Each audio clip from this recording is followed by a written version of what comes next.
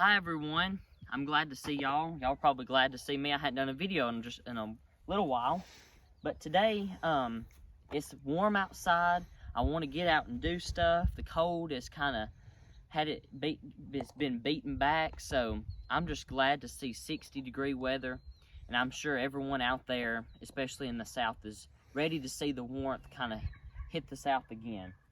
But I'm so glad to see the warmth. So everybody's like, okay, I've got to go outside and I've got to go do something outside, got to go work, got to go do anything outside. So as gardeners in the off season, especially in the winter, there's not a lot of things gardeners can do other than to plan for what's coming up in the spring. But this is one of the things that gardeners can do, and that's prune your fruit trees and grapevines and bushes. So here in late winter, February and March, here in Zone 7B, it's a great time to prune your grapes and blueberries and raspberries and fruit trees like apples and pears. So y'all can just go on the adventure with me today, and we're going to be pruning this grape right here, and I'll probably show y'all maybe some of the fruit trees as well.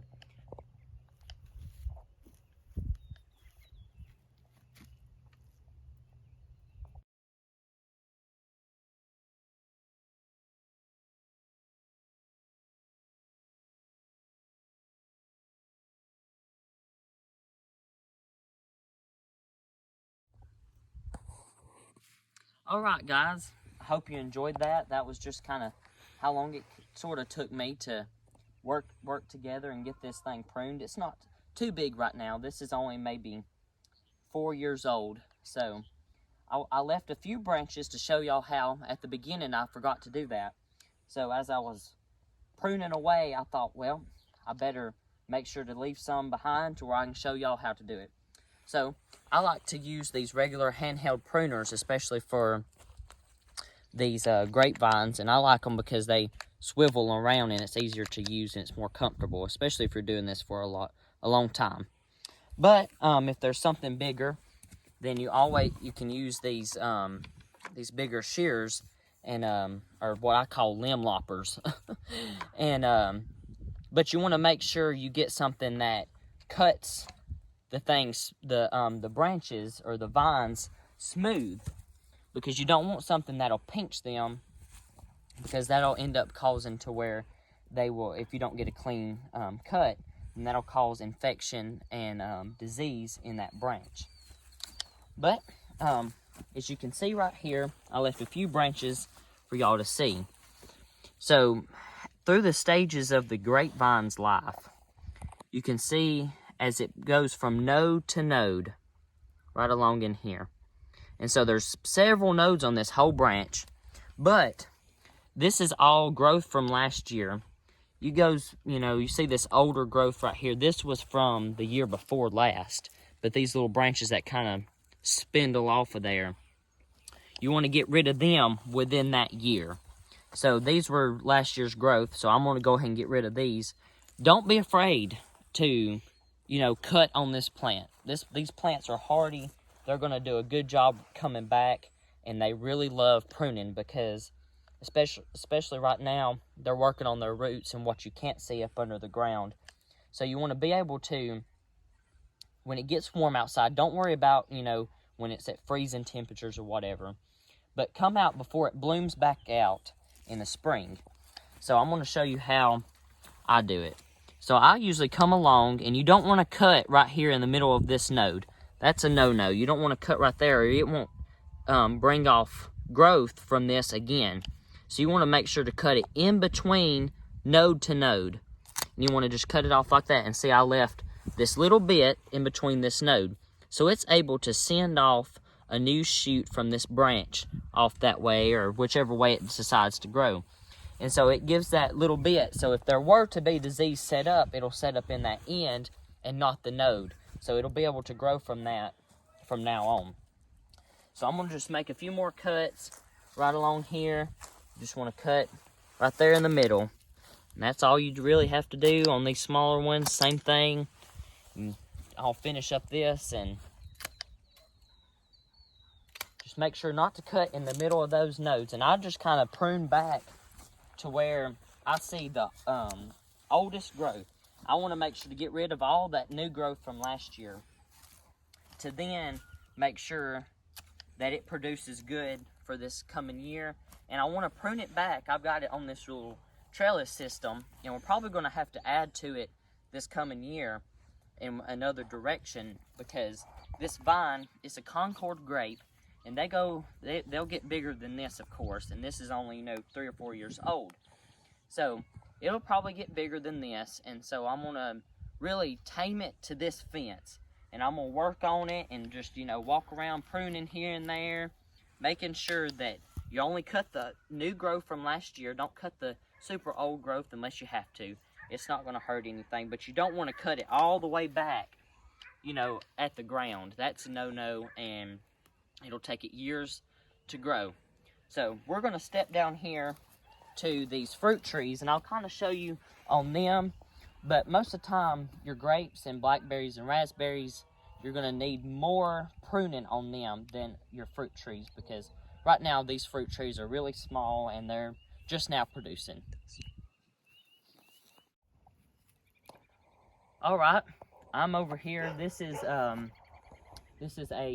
Granny Smith apple. This apple tree is 10 years old, so this is pretty much a mature apple tree, and it won't get much bigger than this. But on these trees, you want to make sure that, and again, don't be afraid to hack away at this thing.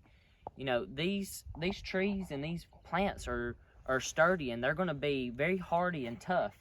So on these bigger trees, you might need these limb loppers or big shears, because these smaller ones, won't get through some of it. So I'm going to kind of show you how to prune this apple tree.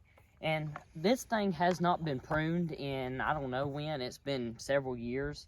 So there's a lot of, leggy growth, and it's just kind of growing tame. But as you can see, it's probably not got a good root system, and it's probably been working all its life up here, working on new growth and apples, but it's probably not got a healthy root system. But this will help, and this will correct its it'll correct its problems that it may have. So as you can see, this branch, you've got nodes and you've got little branches that come off of it. So you just want to come along here in between these nodes and just cut it off. And again, you want to make sure that's sharp enough to leave a good clean cut through that. You don't want these choppers that just come through and pinch the far out of these. You don't want that. You want these to be clean cuts, and you want them to be in between those nodes. And this is good for even tomatoes. Tomatoes is the same way. You want to, if you ever prune them, you want to prune them in between the nodes, to where you make sure that it's going to have growth come back out beside where you made the cut. So I'm going to talk about, don't be afraid to cut along these bottoms. Sometimes, apple trees don't get very big and very tall compared to, sweet gums and oak trees. They don't get very big. But you want to, don't be afraid to come through here and, cut this limb off here, back at the base. Don't be afraid to do that down low. But don't do it, head tall and above. These trees, that's where it's going to be producing all the fruit. But this down here, I'll show you these little hedge bushes down here. These bring rivals for the apple tree. And you want to cut all that back. And again, it's been several years since we've cut. We just kind of mow around it. And we can't get this close up with this tree. So you want to make sure you kind of just come through and cut all that back. And you want to make sure you clean out around it, because you want that tree to give that tree the best option, to grow and mature out. Because if you've got, in forests, that's how they do with pine trees. Pines they'll make sure to get rid of everything, clear the land, completely clear cut the forest. And then they'll come through and plant the pine trees, because they know that it will give them the best option and the best routine to then grow on. So make sure you clean out around your trees and shrubs, and just make sure that they don't have rivals against them that's, you know, working against them. So that's a pruning video all kind of wrapped in. I don't know, it's probably been several minutes, sorry guys, but went a little over. But these things are good to know, especially in these off months like February and March, that, you know, gardeners still have things to do that some people think, oh, well, gardeners have nothing to do during the winter. Well, there's things to do in the winter. So thanks for watching, guys.